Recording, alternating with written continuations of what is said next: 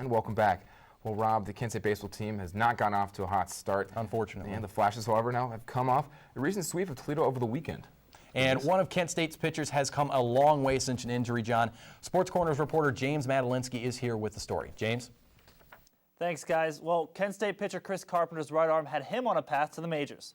But a severe injury to that arm gave him some perspective on how lucky he really is. I had a chance to sit down and talk with him about the injury and how it gave him a new focus on the diamond. As a kid, Chris Carpenter never realized the gift he had in his right arm.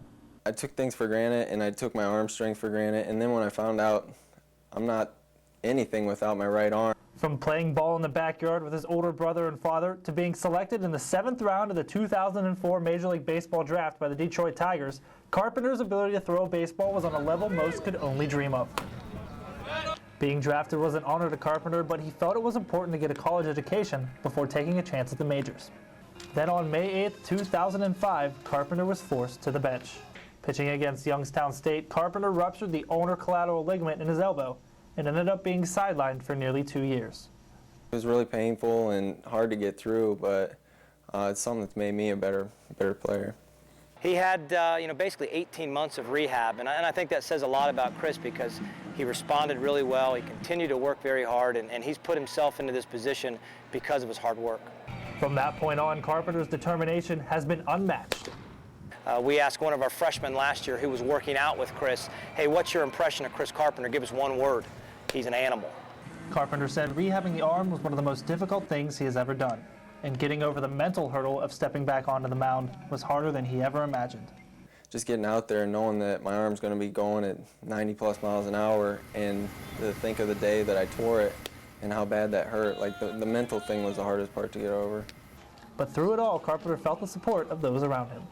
There was a lot of times where I wanted to quit, and I had a lot of people telling me to keep on going, my parents, my coaches, my roommates, my friends, and they're the ones that helped me through it, and they're the ones that got me over that hump.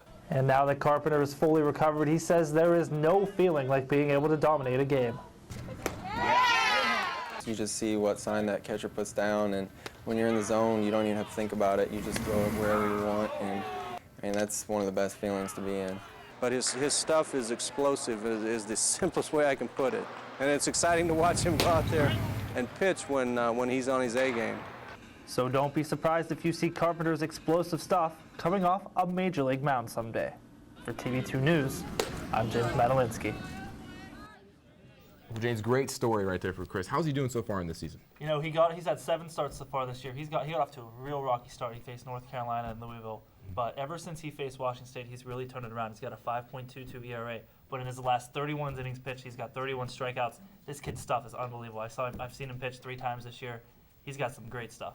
And when you have an injury like that, you always got to assume that you're going to lose some miles per hour on your pitches. Has he lost any velocity on the fastball, or is he back up to where he was before the injury? Well, that's the most impressive part about this guy is, he actually gained a couple.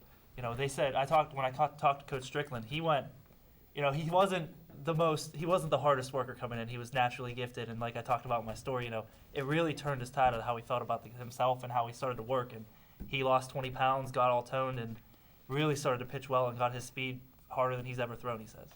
So certainly not a Joe Borowski, if you will. Oh, no, definitely not. He's going the other way, if anything else. All right, James. Well, thanks so much. All right, still to come on Sports Corner, James actually will stay with us to debate the release of the 2008 NFL schedule and who we think should be the NBA MVP. Plus, the highest-rated segment in the history of Sports Corner returns. Definitely. Picking with Randy Zimnick, and the gang will be right back. Sports Corner comes back in a few.